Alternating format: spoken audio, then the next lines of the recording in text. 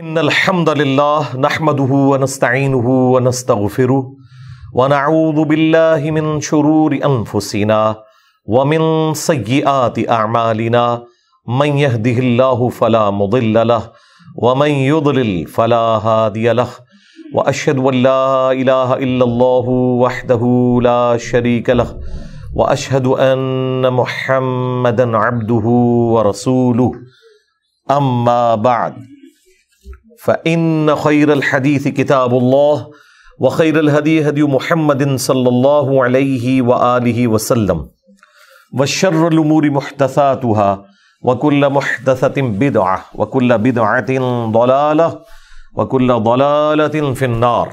أعوذ بالله السميع العليم من الشيطان الرجيم من همزه ونفخه ونفثه. بسم الله الرحمن الرحيم. رب اشرح لي صدري ويسر لي امري واحلل عقدة من لساني يفقهوا قولي. بسم الله الرحمن الرحيم. ان الله وملائكته يصلون على النبي يا ايها الذين آمنوا صلوا عليه وسلموا تسليما. اللهم صل على محمد وعلى آل محمد كما صليت على إبراهيم وعلى آل إبراهيم إنك حميد مجيد.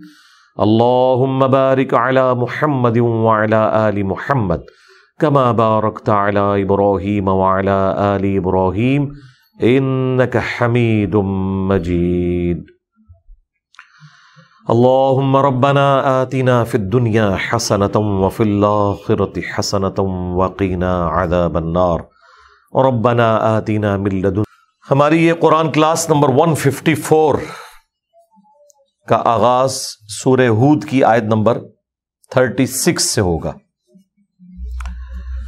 پچھلی دفعہ ہم نے جو سورہ ہود کا رکوع کور کیا تھا اس میں سیدنا نوح علی نبینا وعلیہ الصلاۃ والسلام سے متعلق تفصیلی حالات ذکر ہوئے تھے کہ کس مشکل سے انہیں دعوت و تبلیغ کا کام کرنا پڑا.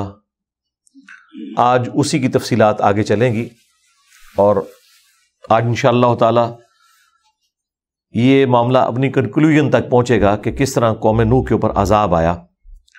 اور میں نے پچھلی دفعہ بھی عرض کیا تھا کہ قرآن حکیم میں سیدنا نوح علیہ السلام کا سب سے زیادہ تفصیلی ذکر انہی آیات کے اندر موجود ہے. آیت نمبر 25 سے لے کر 49 تک یہ 25 آیات مسلسل نوح علیہ السلام اور ان کی قوم سے متعلق ہیں. اس کے اوپر ہالی ووڈ والوں نے ایک فلم بھی بنائی ہے نوحہ کے نام سے، اور اس میں کچھ سین بڑے زبردست ہیں جو فلمائے ہیں انہوں نے. باقی ظاہر ہے کہ وہ انہوں نے زیادہ تر تو تورات سے لیا ہے تو اس میں غلطیاں بھی ہیں، لیکن اوورآل آپ کو کئی چیزوں کا آئیڈیا ہو جاتا ہے. یہ ایک تو کشتی کے حجم کے اعتبار سے کیا انہیں ایفرٹ پٹ کرنی پڑی اور کس طریقے سے سارے جانور اس میں سوار ہوتے ہیں، وہ ایک مرزانہ طور پر جو معاملہ ہوا وہ انہوں نے فلمانے کی کوشش کی ہے. قرآن بھی آپ کو وہی کچھ بیان کر رہا ہے لیکن ریٹن فارم کے اندر، دیکھنے سے ذرا زیادہ انسان کو آئیڈیا ہو جاتا ہے. تو یہ آج پڑھیں گے تو آپ انشاءاللہ تعالی اس زمانے میں پہنچ جائیں گے، اور اس کی کنکلوژن اس کے اوپر ہوگی کہ یہ رسول اللہ صلی اللہ علیہ وآلہ وسلم پر اللہ تعالیٰ نے آیات نازل کی ہیں، اور یہ اس بات کی دلیل ہے کہ آپ اللہ کے پیغمبر ہیں، کیونکہ آپ صلی اللہ علیہ وآلہ وسلم اور ان کی قوم اس قرآن کے نزول سے پہلے ان واقعات سے واقف نہیں تھی اس تفصیل کے ساتھ.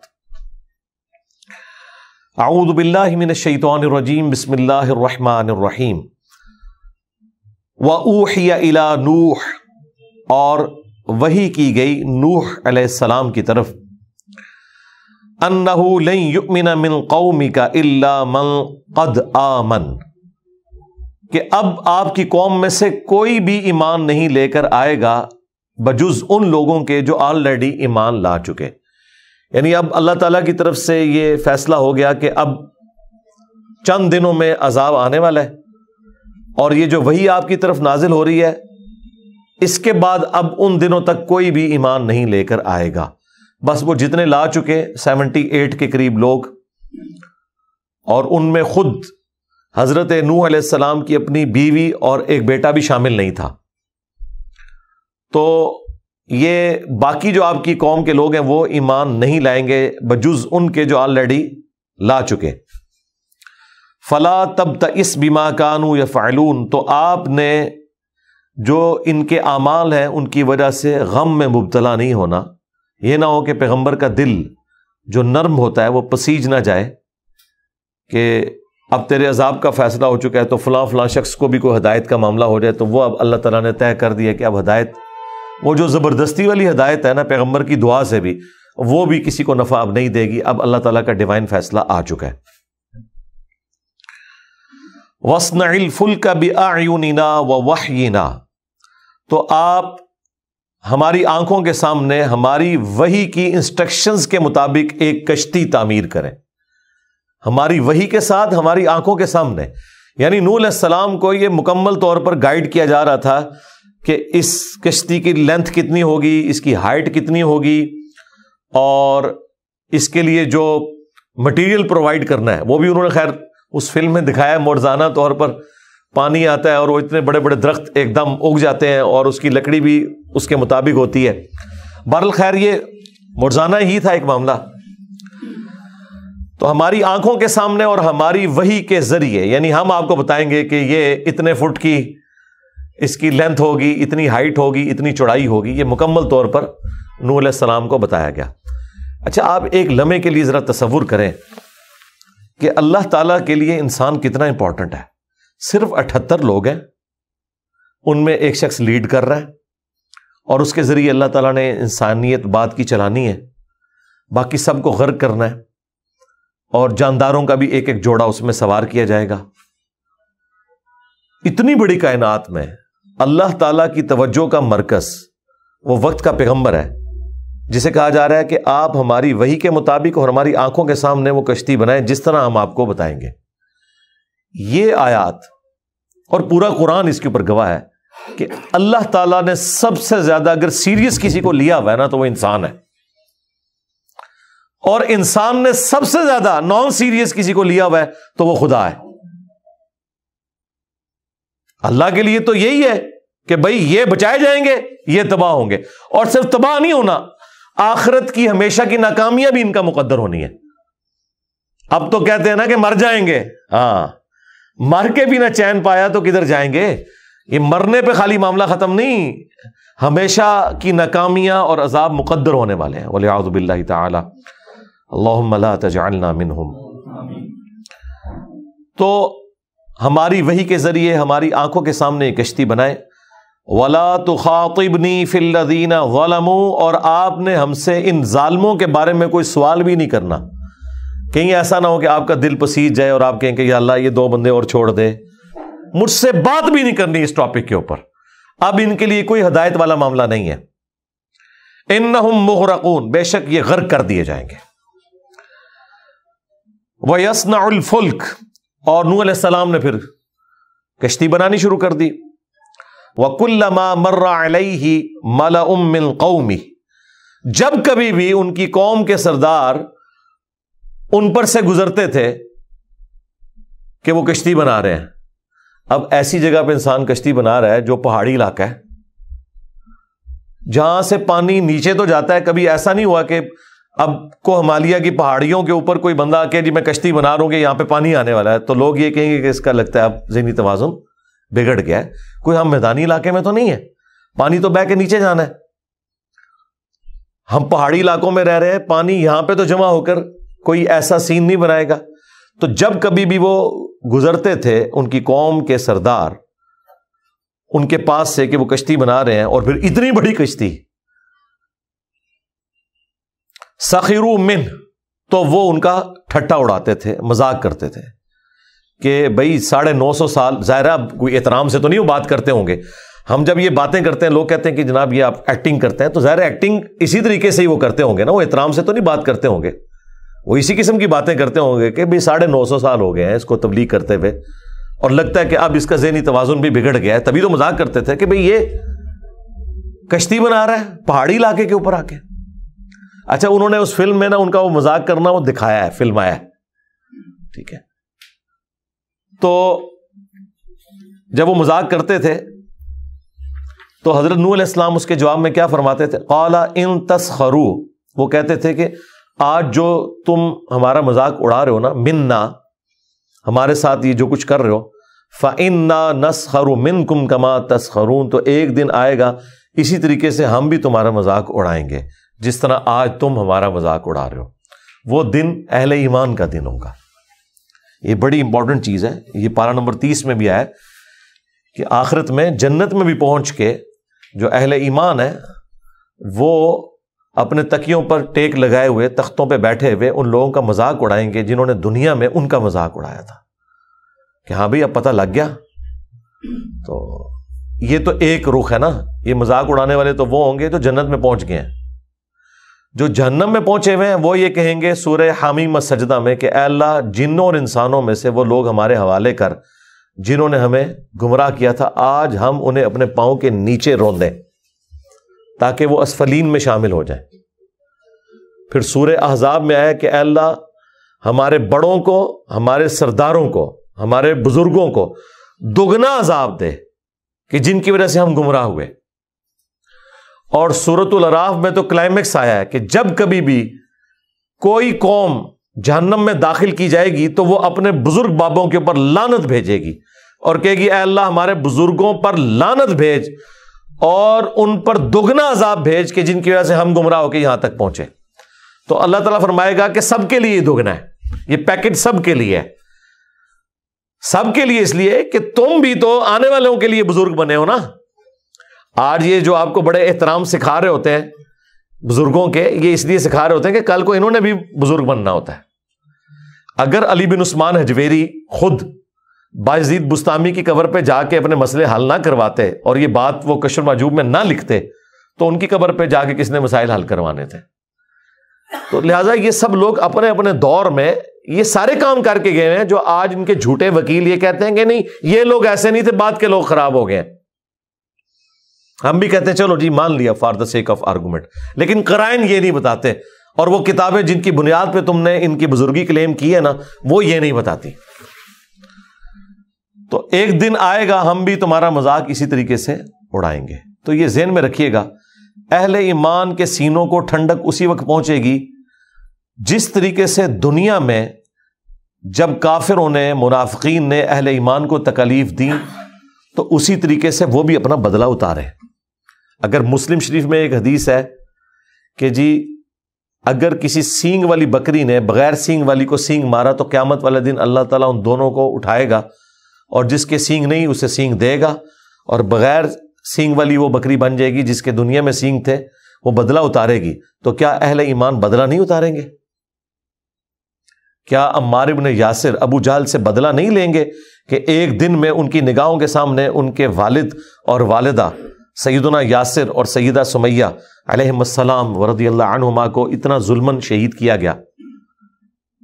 جب تک اس کی وہ تکلیف وہ خود اپنی آنکھوں سے نہیں دیکھیں گے جس طریقے سے ان کے ماں باپ کو تکلیف دی گئی، تو کس طرح ٹھنڈک پڑے گی؟ تو یہ ہونا ہے سب کچھ۔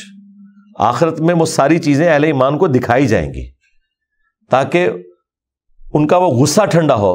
اور آخرت میں انعامات میں سے ایک انعام یہ بھی ہے کہ دنیا میں جو اہل ایمان نے تکلیف اٹھائی ہے نا جن لوگوں کے ذریعے، ان کا عذاب بھی وہ اپنی آنکھوں سے دیکھ لیں۔ یہ بھی ان کے کلیجہ ٹھنڈا کرنے کی چیز ہے نا۔ دنیا میں بھی اسی طریقے سے بدلہ لیا جاتا ہے نا، تو آخرت میں اللہ تبارک و تعالیٰ یہ سب کچھ کر کے ان کو دکھائے گا۔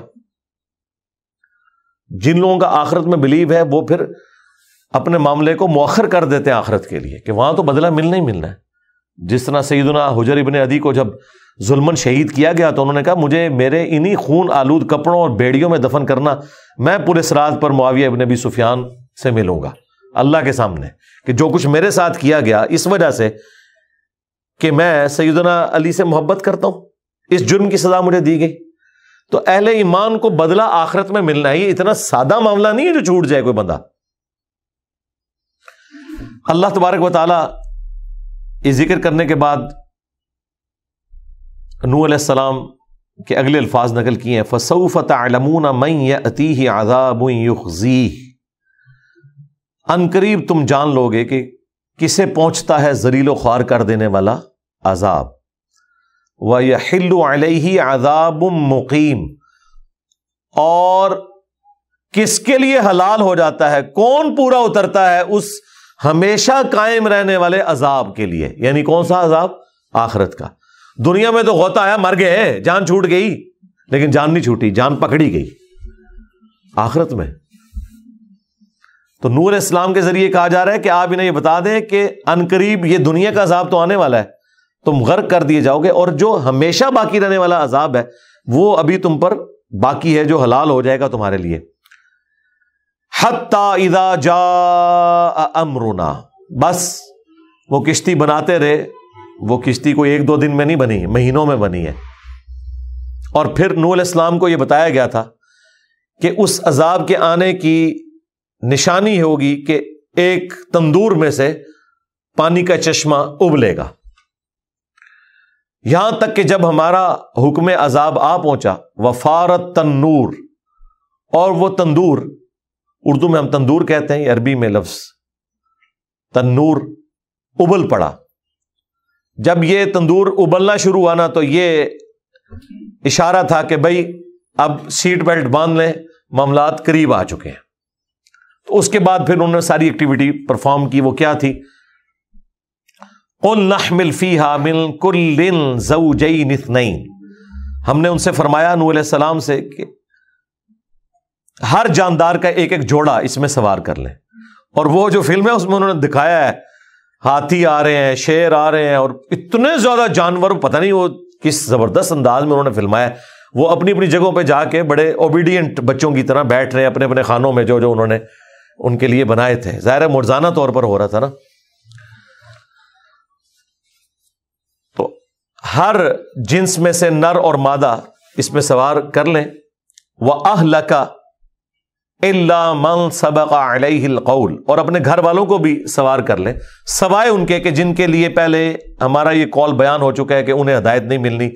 ان میں سے ایک نوح علیہ السلام کی بیوی تھی اور ایک ان کا بیٹا تھا. بیٹے کا ذکر یہاں پہ ہے، بیوی کا ذکر سورہ تحریم میں جا کے آئے گا. نوح علیہ السلام اور لوط علیہ السلام یہ دونوں پیغمبروں کی بیویاں کافرہ تھیں.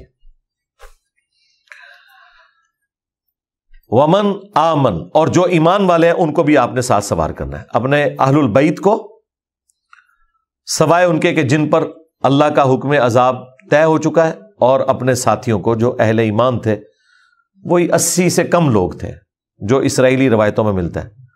اور قرآن کی آیت اس کو سپورٹ بھی کرتی ہے. وما آمن معہ الا قلیل، اور نوح علیہ السلام پر ایمان نہیں لائے تھے مگر بہت ہی تھوڑے لوگ، بہت قلیل لوگ. اچھا، عربی زبان میں ویسے کثرت کا عدد جو ہے نا، وہ چونکہ وہ 3 سے شروع ہوتا ہے نا جمع، تو 300 پلس جو ہے نا ان کو کثیر تعداد شمار کیا جاتا ہے.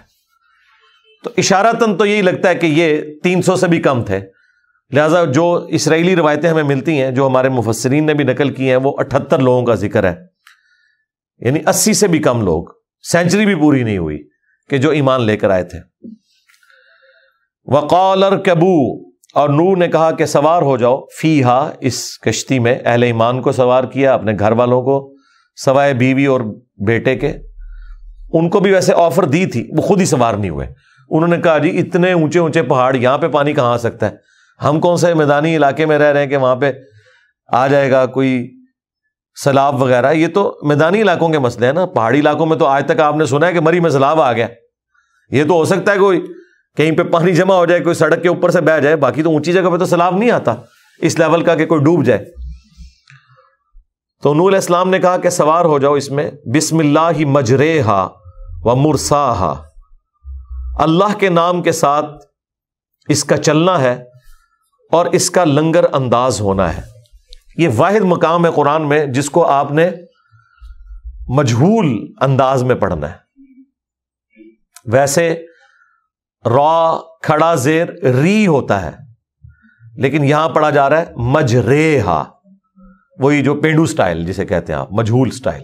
یہ قرآن کا واحد لفظ ہے جو آپ نے اسی سٹائل میں پڑھنا ہے، کیونکہ یہ اسی طریقے سے نبی علیہ السلام سے منقول ہے. قریش کی قرات میں بھی اس کو یوں ہی پڑھا گیا، مجریہا. یہ ایک ہی لفظ ہے جو پورے قرآن میں پڑھا گیا. ویسے تو ہمارے ماشاءاللہ ائمہ اور بڑے بڑے علماء بھی وہ تو پورا قرآن ہی مجہول پڑھتے ہیں، کیونکہ انہوں نے معروف عربی تو نہیں سیکھی ہوئی ہے. ایون احادیث کی کتابیں پڑھ کے فارغ ہو جاتے ہیں, وہ حدیثیں جب پڑھتے ہیں تو وہ معروف عربی میں نہیں پڑھ رہے ہوتے, مجہول پڑھ رہے ہوتے ہیں, سوائے ان کے جن کا ایک ذاتی شغف خود ہوتا ہے قرات کا کہ وہ عربی لنگوسٹک میں پڑھیں, ادروائز ایون قرآن بھی یہ مجہول ہی پڑھ رہے ہوتے ہیں. تو اللہ کے نام کے ساتھ ہی اس کا چلنا ہے اور اس کا لنگر انداز ہونا ہے. ان ربی لغفور الرحیم, بے شک میرا پروردگار بخشنے والا مہربان ہے. اچھا, یہ دعا جو ہے نا بڑی زبردست ہے. یہ صرف کشتی میں بیٹھنے کی دعا نہیں ہے. کسی بھی سواری میں آپ نے بیٹھنا ہو, ٹرین میں بیٹھے, جہاز میں بیٹھے, یہی دعا مانگیں, بسم اللہ مجریہا ومرساہا ان ربی لغفور رحیم. تو یہ حقیقت ہے, اللہ ہی کے حکم کے ساتھ اس کا چلنا ہے اور اس کا لینڈ کرنا ہے. ظاہر وہ کشتی بھی تو لینڈ کرتی ہے نا, جہاز جو ہے ہوا میں اڑ کے زمین پہ لینڈ کرتا ہے اور کشتی بھی پانی میں چل کے کنارے پہ جا کے لینڈ کرتی ہے. تو چلنا بھی اس کا اللہ کے حکم سے ہے, لینڈ کرنا بھی اس کا اللہ کے حکم سے. ایک یہ دعا ہے, اور دوسری سورہ الزخرف میں آئے گی, سبحان الذی سخر لنا ھذا وما کنا لہ مقرنین وَإِنَّا إِلَىٰ رَبِّنَا لَمُنْقَلِبُونَ. وہ تو اللہ تعالیٰ نے خود دعا سکھائی ہے کہ ہم نے یہ جو مویشی دیے ہیں, یہ سواریاں دی ہیں, اس لیے کہ جب تم ان کی پیٹھ پر سوار ہو تو پھر اللہ تعالیٰ کی تسبیح کرو ان الفاظ کے ساتھ, سبحان الذی سخر لنا ھذا. پاک ہے وہ ہستی, اسی کے لیے تسبیح ہے جس نے مسخر کر دیا اس سواری کو ہمارے لیے. اونٹ جتنا طاقتور ہے, اگر اللہ تعالیٰ نے اسے انسانیت کے لیے مسخر نہ کیا ہو, وہ تو قریب نہ لگنے دے کسی کو.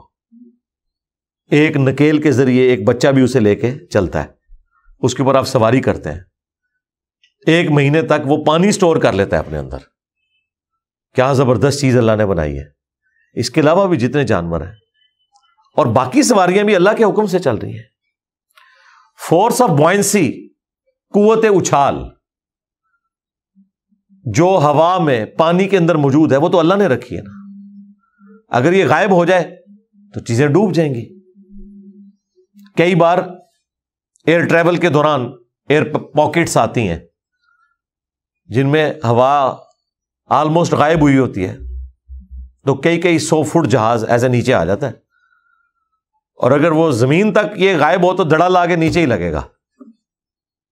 اللہ تعالیٰ کے حکم سے یہ سارے معاملات چل رہے ہیں. اللہ ہی نے مسخر کیا ہے یہ تمام قدرت کے قوانین کو, انسان کا تابع فرمان بنا دیا. ادروائز اگر آپ ماچس کو آگ لگائیں اور 10 دفعہ وہ جلے اور اگلی 5 دفعہ نہ جلے, یہ فزیکل فینومینا آف نیچر جو قانون قدرت ہے اس کو کبھی وہ فالو کرے کبھی نہ کرے, تو مجھے بتائیں دنیا میں کوئی کام ہو سکتا تھا؟ کوئی ہوٹل والا آپ کے آرڈر کے اوپر کوئی روٹی یا سالن پکا سکتا تھا؟ اس نے یہی آپ کو کہنا تھا کہ جی میں کوشش کرتا ہوں, ہو سکتا ہے تہاڈی واری آگ بال جائے. بال گئی تو پکا دیا گا, نہ جلی تو نہیں پکاؤں گا. دنیا میں کوئی بھی ایکٹیویٹی پاسبل نہ ہوتی اگر یہ محکم قوانین اللہ تعالیٰ کے نہ ہوتے. ہاں, اللہ کے لیے یہ محکم نہیں ہے اس اعتبار سے کہ اللہ تعالیٰ بھی ان کا پابند ہے. اللہ تعالیٰ جب چاہتا ہے وہ توڑ بھی سکتا ہے, لیکن یہ کبھی کبھار ایسا ہوا ہے. ابراہیم علیہ السلام کے لیے ایک دفعہ انہی کے لیے آگ ٹھنڈی ہوئی ہے, اور حضرت موسیٰ علیہ السلام کے لیے ایک دفعہ انہی کے لیے ہی راستہ نکالا گیا. باقی یونس علیہ السلام تو کشتی میں بیٹھے تھے اور اس سے بھی ان کو گرایا گیا سمندر کے اندر, ان کے لیے تو کوئی زمین میں راستہ نہیں بنا. یہ اللہ کی مرضی ہے کہ جب کبھی قانون کو توڑے, ادروائز یہ اتنے محکم قوانین ہیں, اور اسی کی وجہ سے سائنس کی ایجادات پاسبل ہیں. ادروائز اگر پیٹرول کو آپ آگ لگائیں, 3 دفعہ آگ لگ جائے, 4تھی دفعہ نہ لگے, تو پھر آپ پیٹرول انجن نہیں بنا سکتے, ڈیزل انجن نہیں بنا سکتے. پھر تو آپ جہاز میں بیٹھے ہیں, اب آپ جہاز کی مرضی ہے کہ وہ اس کا انجن آن ہوتا ہے یا نہیں ہوتا. تو اس طرح نہیں ہے, اللہ تعالیٰ نے یہ سب کچھ مسخر کیا ہے. اس لیے ہم ہر چیز کو اللہ تعالیٰ کی طرف منسوب کرتے ہیں, کیونکہ یہ سارے قانون قدرت اللہ تعالیٰ نے رکھے. اگر ہمارے پاؤں اور زمین کے درمیان فرکشن نہ ہو, گاڑی کے ٹائر اور زمین کے درمیان فرکشن نہ ہو, تو آپ چل ہی نہیں سکتے. ٹرین پٹری کے اوپر چل ہی نہیں سکتی جب تک کہ اس کے ٹائر اور پٹری کے درمیان فرکشن نہ ہو, ادروائز تو سلپ کر جائے گی. اور جو ایلیویٹ ہو کے ٹرینیں چل رہی ہیں جس طرح بلٹ ٹرینز ہیں،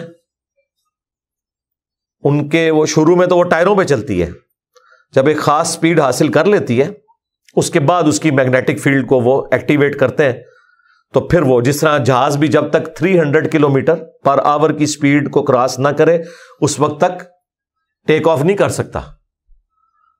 اگر وہ سپیڈ گین نہ ہو اس رن وے میں تو بس وہ پھر جہاز گیا جا کے سامنے لگے، اور کئی بار ایسا ہوتا ہے کہ رن وے ختم ہو گیا، ابھی وہ سپیڈ گین نہیں ہوئی، کیونکہ مخالف بعض اوقات ہوا ایسی چل رہی ہوتی ہے وہ 300 کی لمٹ کراس نہیں کرتی، تو اگر اس وقت جہاز کو ٹیک آف کروایا جائے تب بھی ٹیک آف نہیں کرے گا، کیونکہ اس میں اتنی پھر اپ لفٹ پیدا نہیں ہوگی کہ وہ جہاز کو سپورٹ کر سکے۔ اس طرح ٹرین بھی جو بلٹ ٹرین ہے پہلے وہ ٹائروں پہ چلتی ہے، اس کے بعد پھر اس کے ٹائر اٹھا لیے جاتے ہیں، جب وہ اتنی سپیڈ حاصل ہو جاتی ہے پھر وہ میگنیٹک فیلڈ کی، لیکن اب میگنیٹک فیلڈ کی وجہ سے جو اس میں سلپ پیدا ہو رہی ہے، وہ جو میگنیٹک فورس ہے وہ تو قدرت نے رکھی ہے اس کے اندر، وہ ختم ہو جائے تو سب کچھ ختم۔ اسی طریقے سے جو ہائی سپیڈ ٹرینز ہیں جو 300 کلومیٹر تک چلتی ہیں، جو ٹائروں کے اوپر چلتی ہیں، انرجی وہ اپنی اس وائر سے لے رہی ہیں جو اوپر چل رہی ہے، اس کے ساتھ مسلسل آپ دیکھتے ہیں کہ ایک سٹینڈ ہوتا ہے وہ انجن کے اوپر جو ٹچ کر رہا ہوتا ہے، اس سے انرجی لے رہا ہوتا ہے۔ اب اس بجلی کے اندر طاقت اللہ نے رکھی ہے۔ یہ تمام قانون قدرت اللہ تعالیٰ نے اتنے محکم بنائے ہیں کہ یہ ہر دفعہ اسی طریقے سے پرفارم کرتے ہیں۔ اگر یہ اپنی مرضی کرنا شروع کر دیں کہ کبھی پرفارم کریں کبھی نہ کریں، پھر دنیا میں کوئی بھی ایجاد نہیں ہو سکتی تھی۔ یہ سائنس کے محکم ہونے کی وجہ سے، سائنسی قوانین، یا بہتر تو یہ ان کو ہم قانون قدرت کہیں، اللہ کے قوانین کے محکم ہونے کی وجہ سے یہ ساری چیزیں پاسبل ہوئی ہیں۔ لہٰذا جب ہم یہ بات کرتے ہیں نا کہ جہاز اللہ کی وجہ سے اڑ رہے ہیں، اور اللہ تعالیٰ قرآن میں کہتا ہے کہ اسی کے حکم سے اتنے بڑے بڑے جہاز سمندر میں چلتے ہیں، بادبانوں والے، پہاڑوں کی مانند، تو وہ اللہ کے حکم سے ہی چل رہے ہیں، کیونکہ اگر فورس آف بوئنسی نہیں ہوگی جہاز ڈوب جائے گا۔ ایک سوئی ڈوب جاتی ہے پانی میں، لیکن ہزاروں ٹن وزنی بحری جہاز وہ نہیں ڈوبتا۔ کیوں؟ اس کا سرفیس ایریا زیادہ ہے۔ اس کو ڈیزائن اس اعتبار سے کیا گیا کہ جس اعتبار سے اس کا وزن ہے اس اعتبار سے اس کا سرفیس ایریا جو پانی کے ساتھ ٹچ کرنا ہے وہ ہم نے بڑا بنایا ہے۔ اسی کو چھوٹا کر دیں گے وہ ڈوب جائے گا۔ ان کو پتا ہوتا ہے کہ اتنا وزن ڈالنا ہے تو اتنا اس کا پیندہ ہونا چاہیے، اتنا سرفیس ایریا ہو تاکہ وہ پانی اسے سپورٹ کر سکے۔ پھر بھی کچھ حصہ اس کا پانی کے اندر رہتا ہے، مکمل طور پہ اوپر نہیں تیرتا، وہ اندر رہتا ہے کچھ حصہ، اور وہ ارشمیدس پرنسپل کے تحت کیلکولیٹ ہو جاتا ہے کہ بحری جہاز جتنا پانی کا والیوم ڈسپلیس کرتا ہے، جب بحری جہاز کو آپ پانی میں رکھتے ہیں، وہ لانچنگ بھی اگر آپ ویڈیوز دیکھیں بڑا مشکل کام ہوتا ہے، اتنی وزنی بلاگ کو ہیلی کاپٹر سے تو نہیں اٹھایا جا سکتا، وہ رولنگ فورس کو یوز کر کے اور اس کو گھسیٹ کے اندر لے کے جاتے ہیں۔ جب وہ پانی میں جاتا ہے تو وہ پانی کو ریموو کرتا ہے، وہاں سے اتنے حصے میں بحری جہاز آ جاتا ہے پانی کے اندر، تو وہ جتنا پانی اس نے دائیں بائیں کیا ہوتا ہے نا، اس پانی کا جتنا وزن ہوتا ہے نا اس کے برابر فورس لگ رہی ہوتی ہے۔ اسی کو کہتے ہیں فورس آف بوئنسی۔ اگر وہ فورس کم ہو جائے تو جہاز ڈوب جائے گا، اگر وہ بیلنس ہو جائے گی تو جہاز پھر تیرے گا۔ یہ ٹائٹینک کیوں ڈوبا تھا؟ جب اس میں شگاف پڑا تو اس کے نچلی منزل کے اندر وہ پانی بھرنا شروع ہو گیا۔ جب پانی بھرنا شروع ہوا تو اس کا وزن اس کے سرفیس ایریا سے بڑھ گیا، ڈوب گیا۔ اور آبدوز جو ہوتی ہیں آپ کی سب میرینز، ان میں آپ نے خود یہ سسٹم رکھا ہوتا ہے، آبدوز کبھی بھی سمندر میں نیچے جا ہی نہیں سکتی جب تک کہ آپ اس کے اندر کوئی وزن نہ ڈالیں۔ اگلے زمانوں میں تو جب شروع میں آبدوزیں تھیں تو خود وزن اس میں ڈالتے تھے، اب جو لیٹسٹ ہیں اس میں وہ پانی بھرتے ہیں تاکہ وہ پانی اتنا زیادہ ہو جائے کہ وہ نیچے چلی جائے۔ اس لیے آپ دیکھتے تھے آبدوز کا جو سرفیس ایریا انہوں نے بڑا کم رکھا ہوتا ہے، ایک تو اس کی گول سٹرکچر رکھی ہوتی ہے اور لمبوتری سی ہوتی ہے، کیونکہ اگر چوڑی بنائیں گے تو وہ پھر اس میں آپ جتنا مرضی پانی ڈالتے جائیں وہ جب تک پورا اس پہ اس کو غرق نہیں کریں گے وہ نیچے نہیں جائے گی۔ تو اس لیے آپ دیکھتے ہیں وہ لمبوتری ہوتی ہے، اس کا سرفیس ایریا جو یعنی ٹچ کر رہا ہے پانی کے ساتھ وہ تھوڑا بنایا جاتا ہے تاکہ جیسے ہی اس میں پانی ایڈ کیا جائے تو اپنے وزن کی وجہ سے اندر چلی جائے، اور جب باہر نکلنا ہوتا ہے وہ پمپس کے ذریعے پانی کو باہر نکالتے ہیں، وہ ہلکی ہوتی ہے اوپر آ جاتی ہے۔ تو یہ ساری چیزیں پاسبل کیوں ہیں؟ یہ ساری سائنس اس لیے پاسبل ہے کہ جو اللہ تعالیٰ کے محکم قوانین ہیں یہ اللہ نے مسخر کیے ہوئے ہیں انسانوں کے لیے۔ لہذا یہ بات اس سے شروع ہوئی تھی کہ یہ اللہ کے حکم سے اس کا چلنا ہے، اور اسی کے حکم سے رکنا ہے. واقعی یہ اللہ ہی چلا رہا ہے ہر چیز. ہاں اگر اللہ تعالیٰ یہ قوانین کو ذرا سا بھی ڈسٹرب کر لے تو یہ سارے کے سارے معاملات تل پٹ ہو جائیں گے. اللہ تعالیٰ نے یہ ساری کوالٹیز رکھی ہوئی ہیں. اور ابھی تو کئی ایسی چیزیں جو ہمیں پتہ ہی نہیں ہے. یعنی 8 سے 100-150 سال پہلے کا انسان تو نہیں جانتا تھا کہ سورج ایک دن میں اتنی بجلی دیتا ہے اس پلانٹ ارتھ پہ کہ ہزاروں سال کے لیے بجلی کی ضرورت پوری ہو سکتی ہے اگر اس روشنی سے ہم بجلی بنا لیں. یہ تو جب سولر سیل بنے تو آج آپ دیکھ رہے ہیں پاکستان میں بھی اگر یہ لوڈ شیڈنگ کی برکات نہ ہوتی تو آپ کو کبھی سولر پلیٹس کا تعارف بھی نہ ہوتا. اگر بجلی گورنمنٹ پوری کر رہی ہوتی. باقی ملکوں میں اس لیے تعارف آ گیا کہ وہاں پہ ان کو گرین انرجی کی وجہ سے کہ جی ڈیزل پیٹرول جلانے سے انوائرمنٹ خراب ہوتی ہے, گلیشیئرز پگھل رہے ہیں, بیماریاں آ رہی ہیں, لہٰذا گرین انرجی ہونی چاہیے. اسے گرین انرجی کہتے ہیں جس میں آپ کوئی چیز جلاتے نہیں, جنگلات بھی نہیں آپ کو جلانے پڑتے. ورنہ پرانی ٹرینیں تو آپ کو پتا ہے اسٹیم انجن جو ہے وہ یہ چھانگا مانگا گیا جو جنگلات ہیں یہ آپ کو پتا ہے کیوں اگائے گئے تھے؟ اسٹیم انجن کی ریکوائرمنٹ پوری کرنے کے لیے. جب تک اسٹیم انجن تھے تو پھر لکڑی کے جنگل اگانا پڑتے تھے کہ اس سے لکڑی بنائیں اور وہ لکڑی آپ انجن میں جھونکیں اور پھر اس سے اسٹیم پروڈیوس اور یہ انجن چلے. اللہ بھلا کرے حضرت ڈیزل کا, وہ ڈیزل نام تھا اس بندے کا, ہاں حضرت ڈیزل. مسلمان ہوتا تو میں رحمہ اللہ ورضی اللہ عنہ علیہ السلام بھی کہہ دیتا. حضرت ڈیزل نہ ہوتے اور ڈیزل انجن نہ بنتا تو کبھی بھی ٹرینیں ڈیزل انجن کے اوپر شفٹ نہ ہوتی. آج لوگوں کو یاد بھی نہیں ہے, وہ آپ تصویروں میں پرانے کوئی ویڈیوز چلیں تو اسٹیم انجن نظر آتے ہیں. تو حالانکہ دنیا ہمیشہ سے جانتی تھی کہ اسٹیم پروڈیوس ہوتی ہے. یہ اسٹیفن کو ہی آئیڈیا آیا, اس نے انجن بنایا, حضرت اسٹیفن نے, ٹھیک ہے, اور دنیا کی کایا کلپ کر دی اس نے. تو اس طریقے سے سولر انرجی موجود تھی, بس وہ تجربہ کامیاب ہوا. آج ہر طرف سولر ہو رہی ہے اور اب دنیا بے فکر ہے. جی پہلے تو ٹینشن سی پیٹرول مک گیا پھر کیا کریں گے, مک جائے, ٹھیک ہے. اللہ تعالیٰ نے یہ سورس دی. اور ابھی تو آپ کو نیوکلیر انرجی جو اللہ نے رکھی ہوئی ہے 1 ملین کلو گرام یعنی 10 لاکھ کلو کوئلہ جلایا جائے اور 1 کلو یورینیم تو برابر کی انرجی ہے. 1 کلو یورینیم اتنا بڑا نہیں ہوتا. یورینیم کی ڈینسٹی جو ہے نا وہ آلموسٹ 2.5 گنا ہوتی ہے لوہے سے. یورینیم سے زیادہ اگر ڈینسٹی ہے کسی چیز کی تو گولڈ ہے, وہ بھی قریب. تو یہ 8.3 وہ 9.3 کے قریب جو لوہے کی ڈینسٹی ہے. تو اتنا سا جو لوہا ہے نا وہ اتنا سا یورینیم وہ آلموسٹ 1 کلو بنتا ہے. اس سے آپ فشن پروسیس کے ذریعے اتنی انرجی حاصل کرتے ہیں جو 10 لاکھ کلو, 1 کلو نہیں, لاکھ کلو نہیں, 10 لاکھ کلو کوئلہ جلانے سے حاصل ہوگی. تو اسی لیے آپ بتائیے جو امریکہ اور رشیا نے جو اب سب میرینز بنائی ہیں وہ نیوکلیر ہیں.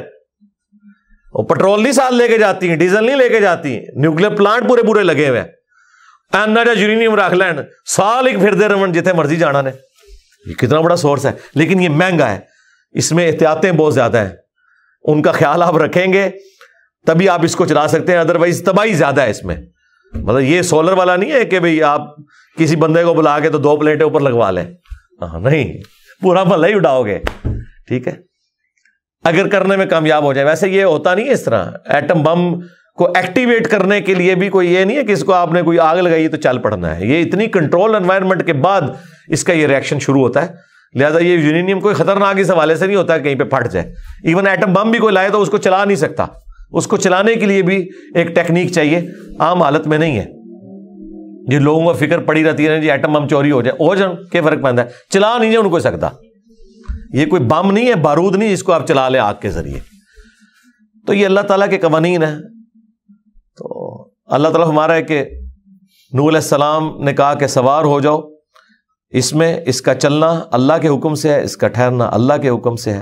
بے شک میرا رب بخشنے والا مہربان ہے. وَهِيَ تَجْرِي بِهِمْ فِي مَوْجٍ كَالْجِبَالِ, تو وہ کشتی چلنا شروع ہوگی ایسی موجوں میں جو پہاڑ کے برابر تھی, بڑی بڑی موجیں. یعنی بہت بڑے ظاہر پہاڑ کے برابر ہیں تو تبھی پہاڑ بھی ڈوبے ہیں اس طوفان کے اندر، بڑی بڑی موجیں تھیں. وَنَادَى نُوحٌ ابْنَهُ، تو نوح علیہ السلام نے اپنے بیٹے کو پکارا. وَكَانَ فِي مَعْزِلٍ يَا بُنَيَّ ارْكَبْ، وہ اس وقت ان سے الگ تھا، اور نوح علیہ السلام نے کہا کہ آ بیٹا سوار ہو جا، معنا ہمارے ساتھ، وَلَا تَكُن مَعَ الْكَافِرِينَ، اور دیکھ کافروں میں شامل نہ ہو. اب ظاہر ہے یہ ان کی ایک شفقت تھی جس کی وجہ سے انہوں نے یہ کہا، حالانکہ ان پہ پہلے وہی نازل ہو چکی تھی، نہ تو کوئی ایمان لے کر آئے گا، نہ آپ نے مجھ سے کوئی سوال کرنا ہے، اور اپنے گھر والوں میں سے بھی انہی کو سوار کرنا ہے جو ایمان لائے ہیں. تو بیسیکلی یہ نوح علیہ السلام نے جو ایکٹیویٹی پرفارم کی یہ اللہ تبارک و تعالیٰ کے حکم کے مطابق نہیں تھی. تو پھر آپ دیکھیں بعد میں ہوا کیا ہے. قال سآوی الی جبل یعصمنی من الماء، تو وہ کہنا شروع ہو گیا کہ مجھے کشتی کی ضرورت نہیں ہے، میں پہاڑ پہ چڑھ کر پناہ لے لوں گا، وہ مجھے پانی سے بچا لے گا. اب نوح علیہ السلام کو تو پتا تھا کہ یہ طوفان کوئی اور ہے، یہ وہ والا طوفان نہیں ہے. قال لا عاصم اليوم من امر اللہ، تو انہوں نے کہا آج اللہ تعالیٰ کے اس حکم عذاب سے کوئی نہیں بچا سکتا، الا من رحم، سوائے اس کے کہ جس پر اللہ رحم کرے. وحال بینہم الموج، بس یہ باتیں کر رہے تھے کہ ایک بڑی موج آئی نوح علیہ السلام اور ان کے بیٹے کے درمیان. فکان من المغرقین، اور وہ غرق ہونے والوں میں شامل ہو گیا. یہ وہ جیسے ایک ڈراپ سین، فلمی سین ہے نا، باپ بیٹا باتیں کر رہے ہیں اور وہ قائل کر رہے ہیں، اور اللہ تعالیٰ فرما رہا ہے اچانک ایک بڑی موج آئی، وہ پڑا ہوا بیٹا. اور بیٹا کس کا؟ نوح علیہ السلام کا. ایمان نہیں لایا، اعمال درست نہیں تھے، اللہ تعالیٰ نے اسے بیٹے ہونے کا کوئی فائدہ نہیں دیا. یہاں پہ لوگ کہتے ہیں ہم سید ہیں، ہمارا احترام کریں، اور پورا دن بیٹھ کے درباروں پہ سوٹے لگاتے ہیں. یہ دیکھ لیں جو ڈائریکٹ سامنے بیٹا تھا اس کے بارے میں آگے تو چل کے آئے گا، اللہ تعالیٰ کہتا ہے کہ یہ تیرا بیٹا ہی نہیں ہے اگرچہ بیٹا تھا. وَقِيلَ يَا أَرْضُ ابْلَعِي مَاءَكَ، تو زمین کو اللہ تعالیٰ کی طرف سے حکم دیا گیا کہ اے زمین اپنا پانی اندر نگل لے. وَيَا سَمَاءُ أَقْلِعِي، اور اے آسمان تو بھی تھم جا. دیکھیں ایک زمین سے پانی نکل رہا ہے، آسمان سے پانی برس رہا ہے، تو پانی پانی ہو گیا ہر طرف. وَغِيضَ الْمَاءُ، اور اتر گیا پانی. وَقُضِيَ الْأَمْرُ، اور اللہ کا حکم نافذ ہو گیا جو اس نے فیصلہ کیا تھا کہ غرق کر دیے جائیں گے. وَاسْتَوَتْ عَلَى الْجُودِ، اور وہ کشتی جودی پہاڑ کے اوپر جا ٹھہری. اچھا، اب یہ جودی پہاڑ جو اس وقت دنیا میں مشہور ہے، لوگ وہاں جاتے بھی ہیں، زیادہ تر تو یہودی جاتے ہیں اور وہاں سے وہ لکڑی کے کوئی ٹکڑے اٹھا کے لے آتے ہیں، وہی جو یہاں پہ درباروں والا معاملہ ہے. تو وہ کہتے ہیں یہ کوئی کشتی کی باقیات ہے، مختلف چیزیں آتی رہتی ہیں مارکیٹ کے اندر میدان میں. حالانکہ کوئی وثوق کے ساتھ یہ نہیں کہا جا سکتا کہ یہ کشتی اس وقت کہاں پہ ہے. بہرحال وہ جودی پہاڑ کے اوپر ٹھہری، ظاہر کسی پہاڑ پہ ہی ٹھہرنی تھی. وہ پانی جب اترا ہے تو سب سے پہلے پہاڑ ہی باہر نکلتے ہیں نا، تو کسی اونچی پہاڑ پہ اللہ تعالیٰ نے اس کو ٹھہرایا. وقیل، اور کہا گیا بعدا للقوم الظالمین، ہلاکت اور بربادی ہو ظالم قوم کے لیے. ونادى نوح ربہ، اور نوح علیہ السلام نے اپنے رب کے حضور التجا کی. فقال، اور انہوں نے عرض کیا ربی ان ابنی من اہلی، اے میرے رب میرا بیٹا تو میرے گھر والوں میں شامل تھا. وَإِنَّ وَعْدَكَ الْحَقُّ، اور تو نے مجھ سے سچا وعدہ بھی کیا تھا.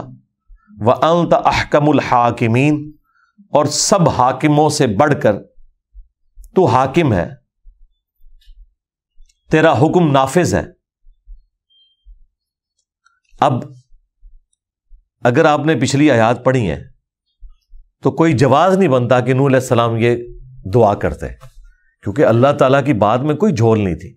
اللہ نے کہا تھا اپنے گھر والوں میں سے ان کو سوار کرنا ہے جو اہل ایمان ہے، اور جانوروں کے جوڑے، اور جو باقی اہل ایمان ہے ان کو، اور جو تمہارے گھر والوں میں سے ایمان نہیں لائے ان کے لیے اللہ تعالیٰ کا حکم ہے، عذاب اب طے ہو چکا ہے، اور ان کے بارے میں مجھ سے سوال بھی نہیں کرنا.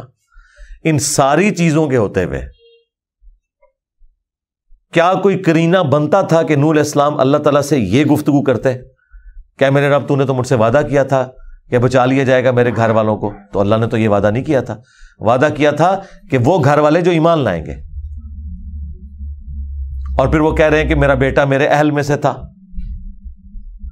اس پوری گفتگو میں کہیں ایسی کمزوری نعوذ باللہ موجود نہیں تھی کہ نوح علیہ السلام یہ دعا کرتے. تو یہ ان سے کیوں ہوا؟ اس وجہ سے کہ بشری تقاضا تھا. انسان بہرحال انسان ہی ہے، پسیج جاتا ہے. اللہ تعالیٰ کے کوئی جذبات نہیں ہے، اللہ تعالیٰ جذبات سے مغلوب نہیں ہوتا. انسان جذبات سے مغلوب ہو ہی جاتا ہے. نبی علیہ السلام کے بارے میں نہیں آیا سورہ بنی اسرائیل میں کہ یہ کافر تو تلے ہوئے ہیں کہ جو وہی ہم آپ کی طرف بھیج رہے ہیں نا آپ کو اس سے ہٹا دیں، اور قریب تھا کہ آپ بھی ان کی بات مان لیتے اگر ہم آپ کو مضبوط نہ کرتے. اور اگر ایسا ہوتا ہم آپ کو دنیا کی زندگی میں بھی دگنا عذاب دیتے، اور آخرت میں بھی آپ کو اللہ کے عذاب سے بچانے والا کوئی نہ ہوتا. اب مجھے بتائیں قرآن میں جو انبیاء کرام کا سٹیٹس بیان کیا جا رہا ہے، جس طریقے سے گفتگو کی جا رہی ہے، اس پوری گفتگو کے ہوتے ہوئے یہ کہنا کہ جی باب معصوم ہوتے ہیں تو افراڈ ہی ہے نا. اگر انبیاء کا یہ سٹیٹس ہے تو باب تشائی کوئی نہیں. اب یہ انہوں نے جو کچھ کیا نوح علیہ السلام نے اس شفقت کی وجہ سے کیا. اب وہ ہر چیز اوور لک ہوگی، انسان بھول جاتا ہے نا. یار یوسف علیہ السلام نے جس کو آزاد ہونے کی بشارت دی تھی، اگر کوئی چیز نہیں بھولنی چاہیے تھی نا تو یہ تھی کہ مجھے انہوں نے بتایا تھا کہ واضح موت زندگی میں بدلنے والی ہے، اور وہ باہر جا کے بھول گیا. 9 سال تک بھولا رہا. جب بادشاہ کو خواب آیا اس نے کہا اوہ ایک بندہ میں جانتا ہوں. یار 9 سال تو بندہ یاد ہی نہیں آیا. تو اس نے کیا کہا تھا؟ مجھے شیطان نے بھلا دیا. ہو جاتا ہے اس طرح، ہمارے فرحان بھائی کے ساتھ ہو جاتا ہے. پوری رات بیٹھ کے کلپ تیار کیتا ہے، جا کے انہوں نے اپلوڈ کرنا ہے. صبح کے 11 بج گئے، فجر پڑھ کے میں سو کے بھی اٹھ چکا ہوں. فرحان صاحب کلپ کتنے ہے؟ مجھے یاد ہی نہیں. میں نے کہا ایسے ہو سکتا ہے 9 سال تک وہ بھولیا رہا ہے تو چلو 9 گھنٹے تسی بھول سکتے ہو. یہ ہو جاتا ہے. حالانکہ ایک پوری ایکٹیویٹی پرفارم ہوئی ہے نا، بندہ نے کی ہے. تو یہاں پہ بھی نوح علیہ السلام کی ایک شفقت والا ایلیمنٹ. سیدہ مریم دیکھ لیں، جبرائیل علیہ السلام بشارت دے رہے ہیں کہ آپ کے بیٹے کو ہم نشانی بنانے والے ہیں، اور جب پریگننٹ ہوئی ہیں بجائے خوش ہونے کے کہہ رہی ہیں میں مر کے مٹی ہو جاتی اس سے پہلے کہ میں کیا منہ دکھاؤں گی اپنے رشتہ داروں کو. حالانکہ یہ بات تو نہیں کرنی بنتی تھی، تو خوش ہو کے بتانا چاہیے تھا کہ یہ دیکھو وہ بیٹا آ گیا. لیکن انسانی تقاضا.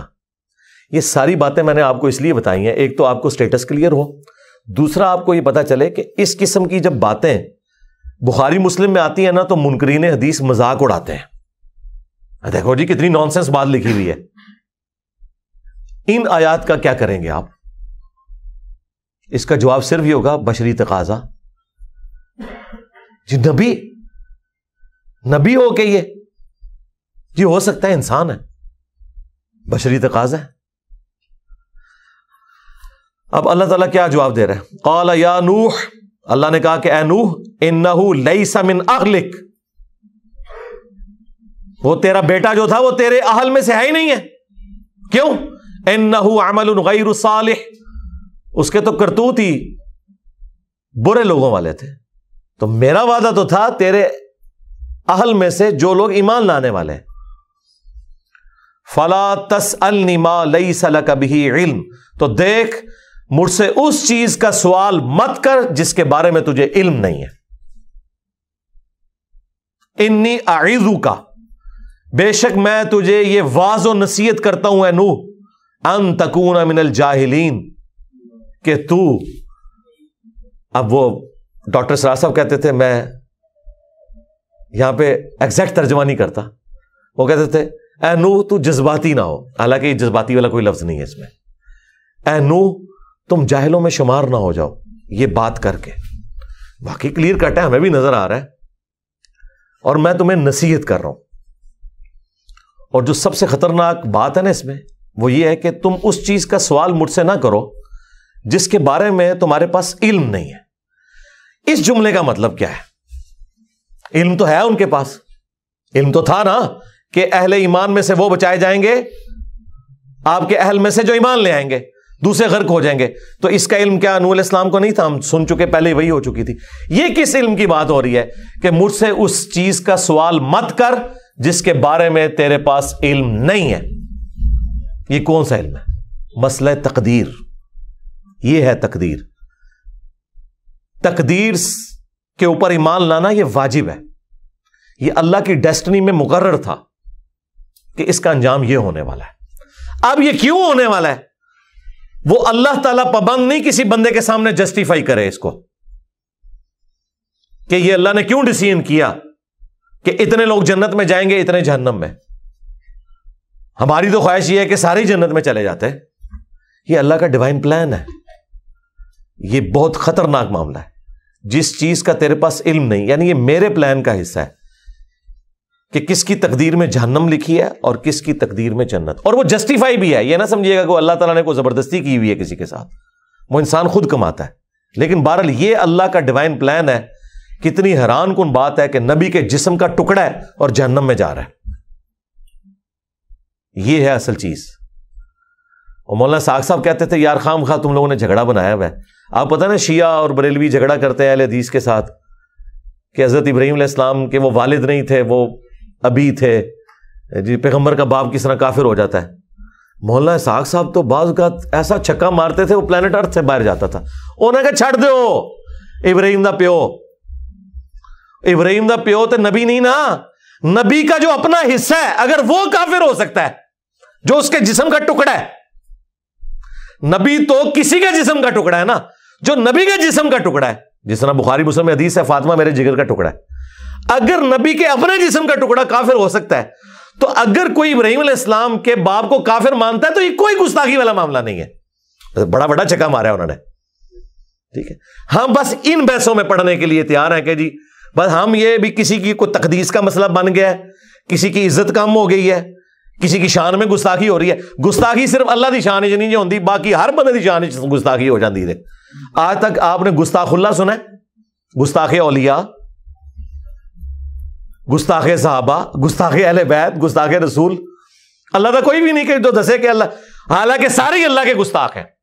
جب یہ لوگ پیغمبروں کے بارے میں غلو کرتے ہیں، جھوٹے اولیاء کا دفاع کرتے ہیں اور سچے اولیاء کے بارے میں غلو کرتے ہیں، صحابہ اور اہل بیت کے بارے میں غلو کرتے ہیں اور انہیں آلموسٹ منی گاڈ بنا دیتے ہیں، تو یہ اللہ کی گستاخی کر رہے ہوتے ہیں.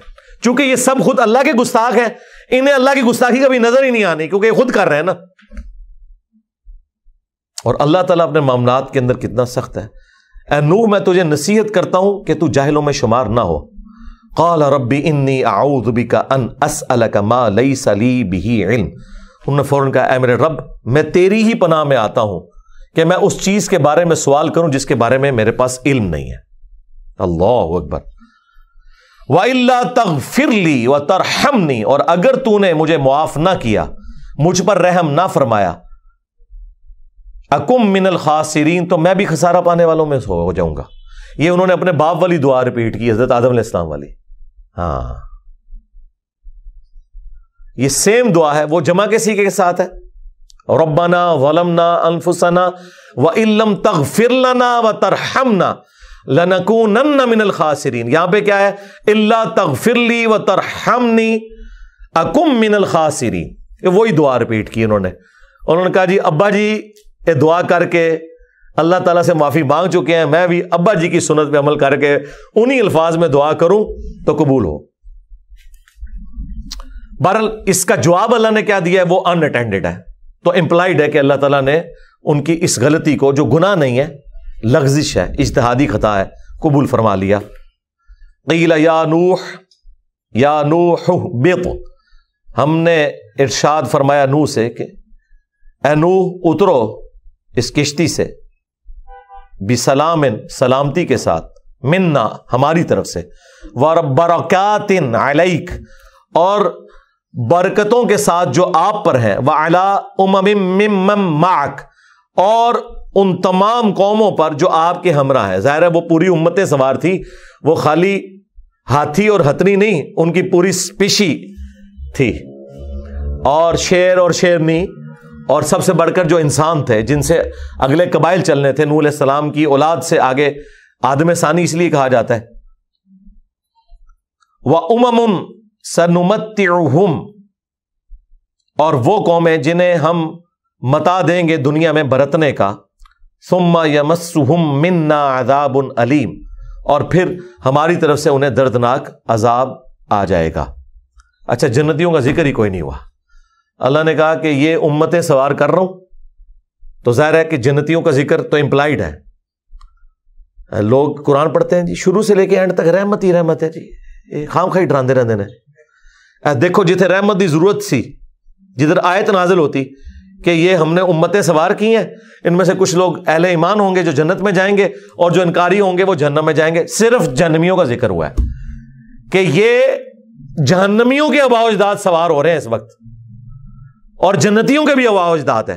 ظاہر ہے وہ تو مومن تھے نا, ان کی اولادوں میں ہمیشہ ایسے ہی ہوا ہے. جب کبھی اہل ایمان کو بچایا گیا تو تھوڑے عرصے کے بعد انہی میں ہی دو گروہ بن جاتے ہیں. وہ کارل مارکس نے اسی کو وہ ڈائی الیکٹریکل مٹیریلزم یہی کہا ہے نا کہ دو چیزیں ٹکراتی ہیں پھر بیچ میں سے تیسری چیز نکلتی ہے, پھر ان کی دو چیزیں بنتی ہیں, پھر وہ ٹکراتی ہیں, پھر ایک اور رزلٹ نکلتا ہے. ہمیشہ ایسے ہوا ہے. اہل ایمان بچائے گئے. اب یہ دیکھیں نوح علیہ السلام کی قوم بچائی گئی ہے نا, انہی قوموں میں پھر شرک آ جائے گا جو بخاری میں موجود ہے کہ وہ 5 بندوں کے نام پہ انہوں نے پتھر رکھے, پھر بتوں کی عبادت شروع کر دی. پھر اللہ تعالیٰ نے انہی میں حضرت ہود علیہ السلام کو بھیجا. وہ اگلا ذکر حضرت ہود علیہ السلام کا آئے گا. پھر ہود علیہ السلام کی قوم کو بچایا اہل ایمان کو, پھر کچھ عرصے بعد ان میں بھی شرک آ گیا. پھر حضرت صالح علیہ السلام ان میں مبعوث کیے گئے. تو یہ ہمیشہ ایسا ہوتا ہے کہ یہ معاملہ چلتا رہتا ہے. تو اللہ تعالیٰ فرماتا ہے کہ ہم انہیں برتنے کا سامان دیں گے, پھر عذاب آ جائے گا ان کے اوپر جو اہل ایمان نہیں ہوں گے. تلک من انباء الغیب, یہ ہیں غیب کی خبریں. نوحیہا الیک, جو اے نبی علیہ السلام ہم آپ کی طرف وحی کرتے ہیں. ما کنت تعلمھا انت ولا قومک, نہ آپ اس سے متعلق جانتے تھے اس قرآن کے نزول سے پہلے اور نہ آپ کی قوم, من قبل ھذا, اس سے پہلے.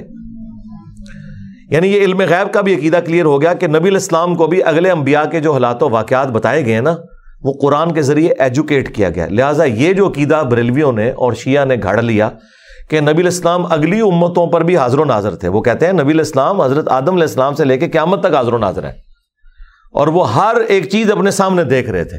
اور اللہ تعالیٰ فرما رہا ہے کہ اے نبی یہ غیب کی خبریں جو ہم نے آپ کی طرف وحی کی ہیں اس قرآن کے نزول سے پہلے نہ آپ جانتے تھے نہ آپ کی قوم. شکر ہے کہ رسول اللہ کا ذکر اللہ سے کیا.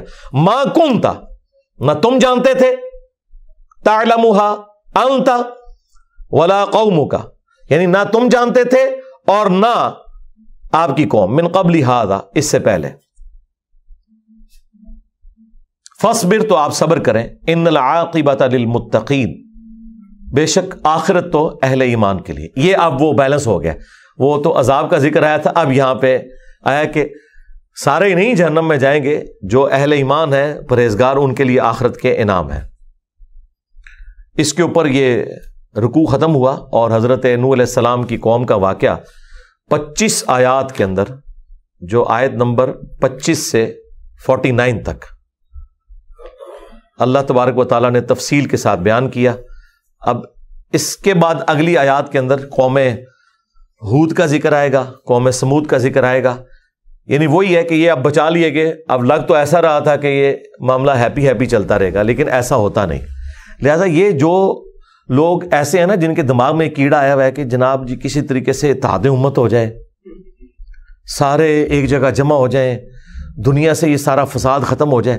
سرکار یہ اللہ کا پلان ہی نہیں ہے. اس پہ میں آپ سے وہی کہوں گا کہ آپ اس چیز کا سوال مت کریں جس کے بارے میں آپ کے پاس علم نہیں ہے. اس کا علم یہ ہے کہ اللہ کا یہ ڈیوائن پلان ہے. لَأَمْلَأَنَّ جَهَنَّمَ مِنَ الْجِنَّةِ وَالنَّاسِ أَجْمَعِينَ, کہ ضرور بھر دوں گا جن و انس کے ساتھ جہنم کو. یعنی یہ دو پارٹیاں ہمیشہ رہنی ہیں. یہ ہو نہیں سکتا کہ پوری کی پوری دنیا ایک بات کے اوپر متفق ہو جائے, سوائے اس کے کہ وقت پیغمبر موجود ہو, اس میں بھی صرف جو لوگ اس پیغمبر پہ ایمان لے آتے ہیں وہ متفق ہوتے ہیں. کیا نبی الاسلام کی زندگی میں پوری انسانیت نے رسول اللہ کے ساتھ اتفاق کر لیا تھا؟ نہیں, صرف ماننے والوں نے کیا, اور ماننے والے بھی اس وقت تک کٹھے رہے جب تک نبی الاسلام موجود تھے. نبی الاسلام کے جانے کے بعد اتفاق تو ٹوٹ گیا. سب سے پہلے ٹوٹا جب سعد ابن عبادہ نے حضرت ابوبکر کی بیعت بھی نہیں کی, حضرت عمر کی بھی نہیں کی. ٹھیک ہے, آج لوگ بڑی بدتمیزی کے ساتھ سعد ابن عبادہ کا ذکر کرتے ہیں, لیکن وہ یہ نہیں دیکھتے کہ اس شخص کا اس پوری امت پہ احسان ہے. 155 اصحاب صفا کا کھانا سعد ابن عبادہ کے گھر سے جاتا تھا, اور یہ دو بندے ہیں جنہوں نے نبی الاسلام کی دعوت کو زمین سے آسمان پہ پہنچایا, سعد ابن عبادہ اور سعد ابن معاذ. سعد ابن عبادہ جو تھے وہ خزرج کے سردار تھے, اور سعد ابن معاذ اوس کے سردار تھے. یہ دو ڈومیننٹ قبیلے تھے, جنگجو لڑاکے مدینے کے, جن کے سرداروں نے اسلام قبول کیا. ان کی محبت میں ان کے فالوورز نے اسلام قبول کیا, اور اسلام کو مضبوطی ملی, اور اللہ تعالیٰ نے پھر اور یہی انصار مدینہ ہے جن کو آپ کہتے ہیں. انصار مدینہ کون ہے؟ سعد ابن عبادہ اور سعد ابن معاذ کے قبیلے کے لوگ, اوس اور خزرج کے لوگ. بخاری مسلم میں حدیث ہے کہ انصار سے محبت نہیں رکھے گا مگر مؤمن, انصار سے بغض نہیں رکھے گا مگر منافق. اور بخاری مسلم میں حدیث ہے, اے انصار میرے بعد اور لوگوں کو تم پر ترجیح دی جائے گی, صبر کرنا یہاں تک کہ حوض کوثر پہ آ کے مجھے ملنا. آخرت میں آخرت تمہارے لیے. اسی لیے بخاری میں آتا ہے جب انصار مدینہ کا قتل عام ہوا واقعہ حرہ میں یزید کی فوجوں نے, تو زید ابن ارقم نے خط لکھا انس ابن مالک کی تسلی کے لیے کہ انس آپ کو یاد نہیں نبی الاسلام نے ہم سے فرمایا تھا کہ میرے بعد انصار کے ساتھ ظلم ہوں گے, صبر کرنا یہاں تک کہ حوض کوثر پہ آ کے ملنا. تو حضرت انس ابن مالک نے وہ خط اپنے شاگردوں کو دکھایا کہ یہ جانتے ہو یہ وہی ہے زید ابن ارقم جس کے بارے میں قرآن میں وہ آیات نازل ہوئی تھی سورۃ المنافقون کی, کہ یہ عبداللہ ابن ابی خبیث و منافق, اس نے کہا کہ جب ہم عزت والے مدینے میں داخل ہوں گے تو مدینے سے ان ذلیلوں کو نکالیں گے. نعوذ باللہ, نبی الاسلام ان کے اصحاب کو کہا ذلیل. تو اللہ نے فرمایا کہ عزت اللہ اس کے رسول کے لیے اور اہل ایمان کے لیے, اور منافقین نہیں جانتے. یہ وہ زید ابن ارقم ہے. تو آپ یہ دیکھیں کہ انبیاء کرام کے جانے کے بعد اس طرح کی یونٹی کبھی رہ نہیں سکتی, اور جو خلافت راشدہ بھی چلی وہ بھی 30 سال. آج آپ دیکھ لیں آلموسٹ 1400 سال سے سارے دعائیں ہی کر رہے ہیں, کوششیں کر رہے ہیں. ہم سے ہماری کوشش کے بارے میں پوچھا جائے گا, رزلٹ اورینٹڈ نہیں ہونا, یہ بڑا مسئلہ ہو جاتا ہے. جی اقامت دین کے لیے کچھ کریں, جی کر رہے ہیں سرکار, کیا کریے, کر رہے ہیں. جنہوں نے سارا دین دا جنازہ کڈیا ہے انہوں کا نہ وہ سانو لین دیں تو سانو کہتے اقامت دین کرو. اقامت دین ہم اس دین کی کر رہے ہیں جس کا جنازہ ان لوگوں نے نکالا, بنو امیہ نے.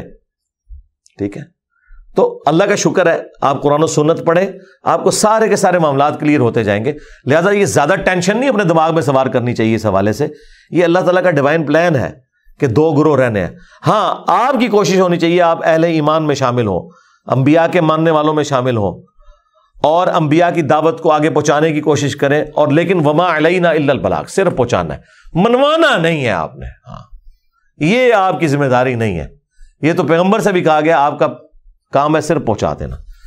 سبحانک اللہم وبحمدک اشہد ان لا الہ الا انت استغفرک واتوب الیک وما علینا الا البلاغ المبین. جزاکم اللہ خیرا.